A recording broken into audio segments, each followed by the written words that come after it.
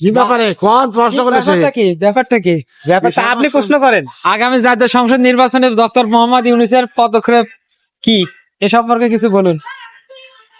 Doctor Mohammad Yunus ওনার তো আসলে কোনো রাজনৈতিক ব্যক্তিত্ব না, তবে উনি যেভাবে হোক বাংলার মসনদে পড়ছে, যাদের মাধ্যমে আসে এদের ভবিষ্যৎ অনিশ্চিত। কারণ এদের বৈষম্য বিরোধী আন্দোলন সঠিক ছিল, কিন্তু এরা নতুন করে আরো কোটি কোটি বৈষম্যের জন্ম দিছে। এরা মানি লোকের অপমান করছে, শিক্ষক অপমান করছে। বর্তমানে ছাত্রগুলো লেখাপড়া একবার সাঙ্গে উঠছে, দেশের ভবিষ্যৎ অনিশ্চিত, অর্থনীতির অবস্থা খারাপ।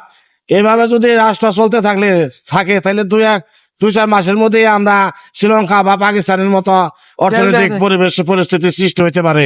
আমরা মনে করো একবারে অর্থনৈতিক ভাবে দেউলিয়া হয়ে যেতে পারি। নির্বাচন তো দূরের কথা, আগে যান বাঁচান ফরজ। আর বর্তমানে ছাত্ররা মারামারি করে যেভাবে মারামারি করে মরতাছে, তাতে দেশের মানুষ অর্ধেক সাফ হয়ে যাবো। ইনশাল্লাহ এই বলে আমি আমার বক্তব্য শেষ করছি। আর একক ঘুরে করো, তারা 7-1 মানে নাই তো, যারা স্বাধীনতারই মানে না, তারা আবার দেশের উন্নয়ন করবো কি দিয়ে? এখন বোঝার ভুল আছে। আচ্ছা বস, বৈষম্য বিরোধী ছাত্র আন্দোলনের সমন্বয়করা যে বলতেছে আগে রাষ্ট্র সংস্কার করা হোক, তারপরে নির্বাচন করা হোক। এই নির্বাচন করতে, রাষ্ট্র সংস্কার করতে যদি 10 বছর সময় লাগে, তো নির্বাচন 10 বছর পরেই করা হবে। এই বিষয়ে কিছু বলুন। কথার মধ্যে বৈষম্য আছে। রাষ্ট্রের কোনো যে সংস্কার হয় না, রাষ্ট্রের অবকাঠামোগত সংস্কার করতে পারে। আর ইচ্ছা করলেও আন্তর্জাতিক আইনের বাইরে যাইতে পারবো না, সেটা কিছু পরিবর্তন আর পরিমার্জন করতে পারবে শুধুমাত্র। এদের কথার মধ্যেই ওই ভূত আছে, সাই ভূত, হরাই ভূত, নিজেরাই পারবো না।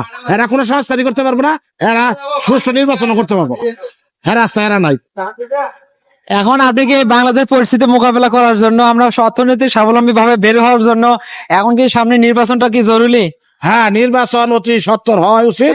আর নির্বাচন যাতে নিরপেক্ষ হয়, এই জন্য আমাদের দেশের বিশেষ করে সেনাবাহিনীকে একদম নিরপেক্ষ ভূমিকা পালন করতে হবে। জনগণ যারা ভোট দেবো সে রাষ্ট্র পরিচালনা করবে। 5ই আগস্টের তৎকালীন সরকার শেখ হাসিনার পদত্যাগের পরে ডক্টর মোহাম্মদ ইউনূসকে যে আমরা ক্ষমতায় বসিয়েছি, আমরা কি তাদের নির্বাচনকালীন সরকার প্রধান হিসেবে আমরা কি তার নিশ্চয়তা বা কি তাদেরকে নির্বাচন পরিচালনা কমিটি বা নির্বাচন প্রধান হিসেবে আমরা কি আশা রাখতে পারি? না, কারণ তারাই নিরপেক্ষতা হারিয়ে ফেলাচ্ছে বিগত দিনের কর্মকাণ্ডে 6 মাসে। তাদের দ্বারা সুস্থ নির্বাচন সম্ভব না। প্রিয় দর্শক, আমরা এটাই জানতে পারলাম যে আগামী নির্বাচন ডক্টর মোহাম্মদ ইউনূসকে অন্তর্বর্তীকালীন সরকার প্রধান হিসেবে মানে, কিন্তু নির্বাচনকালীন সরকার প্রধান হিসেবে আমরা মানতে পারতেছি না। আমরা যতটা আশা করেছিলাম ততটা আশার মুখ আলো দেখতেছি না। ধন্যবাদ সকলকে। ঠিক আছে।